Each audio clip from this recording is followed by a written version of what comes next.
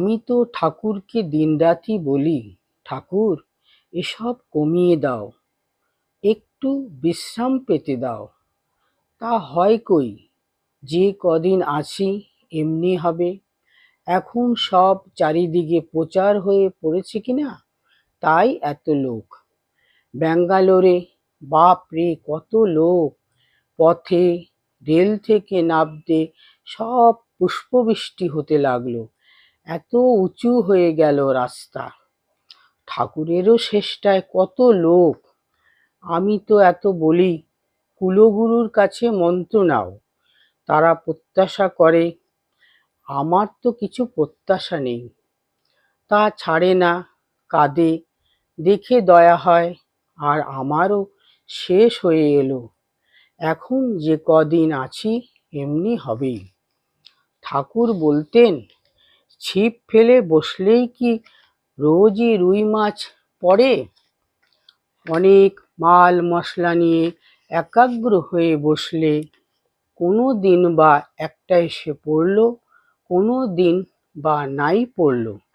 তাই বলে বসা ছেড়ো না, জব বাড়িয়ে দাও। যে ব্যাকুল হয়ে ডাকবে সেই তার দেখা পাবে।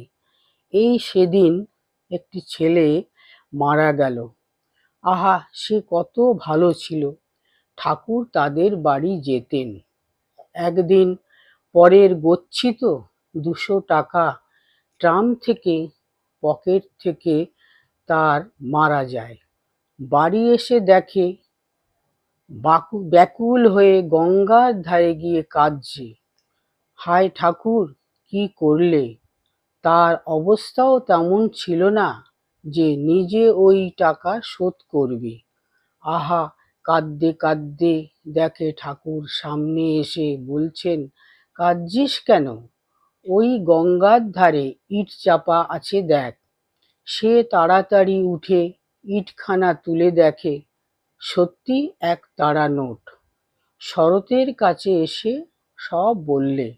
শরৎ শুনে বললে, তোরা তো এখনো দেখা পাস, আমরা কিন্তু আর পাইনে। ওরা পাবে কি? ওরা তো দেখে শুনে এখন গ্যাঁট হয়ে বসেছে। যারা ঠাকুরকে দেখেনি, এখন তাদেরই ব্যাকুলতা বেশি।